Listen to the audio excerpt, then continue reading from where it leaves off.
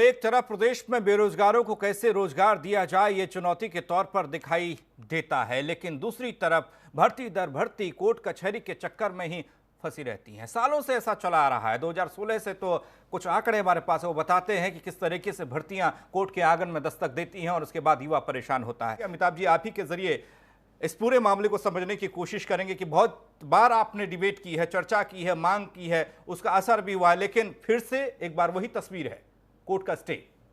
देखिए, मैं तो बहुत क्षुब्ध हूं, बहुत निराश हूं, बहुत खिन्न हूं। ऐसी व्यवस्था का कोई औचित्य नहीं, ऐसे दफ्तरों का, ऐसे अधिकारियों का कोई औचित्य नहीं प्रदेश में, जो एक छोटी सी परीक्षा सही से ना करा पाए, इतनी पारदर्शी ढंग से ना करा पाए कि वो अदालतों के चक्कर में ना अटके, ना भटके, ना लटके। 2007 और 8 की भर्तियां उत्तर प्रदेश में अभी कबड्डी खेल रही हैं अदालतों में। कोई तमाशा की कोई लिमिट तय होगी कि नहीं होगी? आज मैं केवल 69,000 बच्चों की बात करने नहीं आया, मैं पूरी व्यवस्था की बात करने आया हूं। एक 72,800 अध्यापकों की भर्ती आई थी मायावती जी के समय में, फिर निरस्त हुई, फिर अखिलेश जी भी लाए।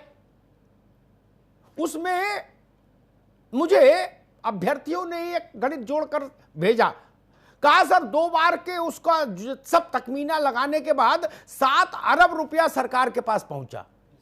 7 अरब, और भर्ती हुई नहीं। बताइए, ये तमाशा रुकेगा कि नहीं? मैं इस बहस के अंतिम चरण में जब बोलूंगा तब इस बात पर आऊंगा, अपने बच्चों से भी कुछ कहूंगा, क्योंकि हमारे उत्तर प्रदेश के बच्चे भी वॉर एट लॉ है। वो बेरोजगार जरूर है, लेकिन वो वॉर एट लॉ है। सुबह 7 बजे वो दैनिक जागरण में विज्ञापन देखते हैं भर्ती का, और 8 बजे वकील से कहते भाई रिट तैयार करो। वो भी महान है, वो भी महान है, लेकिन वो तो बच्चे हैं। बात समझ में आती है, उनकी उत्कंठा, उनकी व्यग्रता, उनकी हताशा समझ आती है। लेकिन ये जो बाबू एसी में बैठे हुए हैं, बुढ़ापा आ गया जिनका, यही कागज काले करते करते वो एक नियमावली क्यों नहीं बना पाते ठीक से? कहीं भारांक का चक्कर, कहीं गुणांक का चक्कर, कहीं मूलांक का चक्कर, कहीं प्राप्तांक का चक्कर, कहीं आरक्षण का चक्कर, कहीं हॉरिजेंटल आरक्षण, कहीं वर्टिकल आरक्षण। ये तमाशा हिंद बना दिया हर भर्ती को।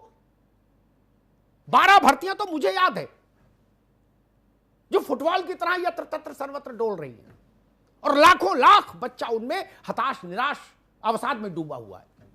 वो दिन भर मुझे संदेश भेजते हैं, दिन भर। मैं इस मामले में सौभाग्यशाली हूं कि उत्तर प्रदेश के लाखों लाख बच्चे मुझे दिन भर संपर्क करते हैं।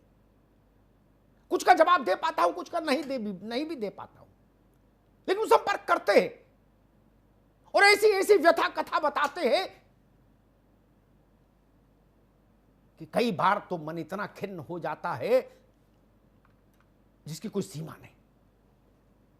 वो खिन्नता पत्रकारी लक्ष्मण रेखा से आगे चली जाती है। मुझे लगता है कि अगर यह परिस्थिति होती कि मुझे दंड देने का अधिकार होता, तो ये जो 12 भर्तियां अटकी भटकी लटकी हैं 2016 से लेके आज तक की, इन सब की नियमावली बनाने वाले अफसर डासना जेल में होते, एक कंबल और एक थाली और एक लोटे के साथ। लिख लीजिए मेरी बात।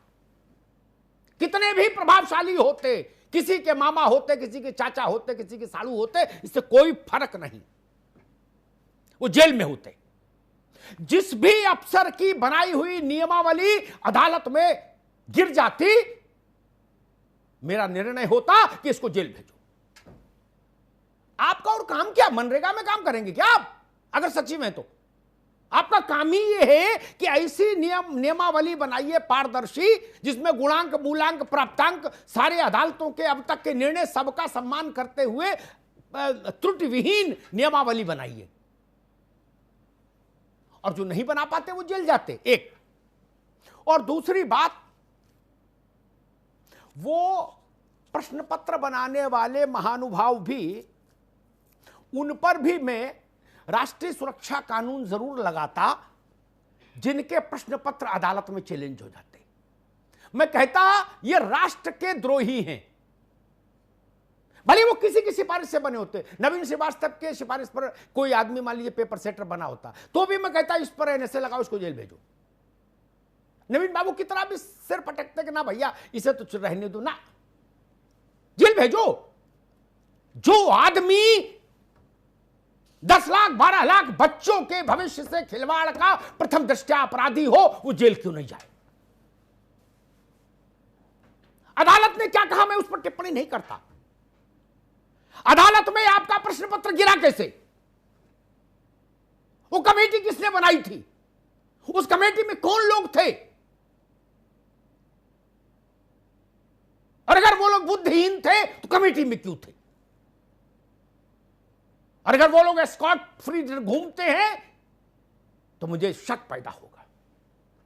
व्यवस्था पर फिर सवाल उठाने आऊंगा, मैं देखूंगा कि जेल हुई या नहीं। अमर उजाला में समाचार छपा कि नहीं छपा कि 10 ये पेपर बनाने वाले लोग एनएसए में निरुद्ध कर दिए गए। पत्रकार खबर गलत लिख दे तो आप एनएसए लगा देंगे,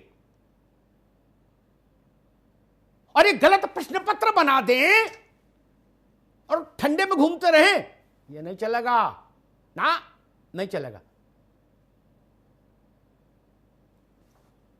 मैं तो एक ऐसी जनहित याचिका भी कल्पना करता हूं कि डाली जाए कि ऐसे अपराधी, ऐसे अधिकारी और प्रश्न पत्र बनाने वाले लोगों को स्थायी रूप से अदालत आदेश दे कि इन सब के लिए एक मानक तय हो जाए कि इनके विरुद्ध एनएसए ही लगाई जाएगी, किसी छोटी धारा में मुकदमा नहीं होगा, विभागीय जांच वांच नहीं चलेगी।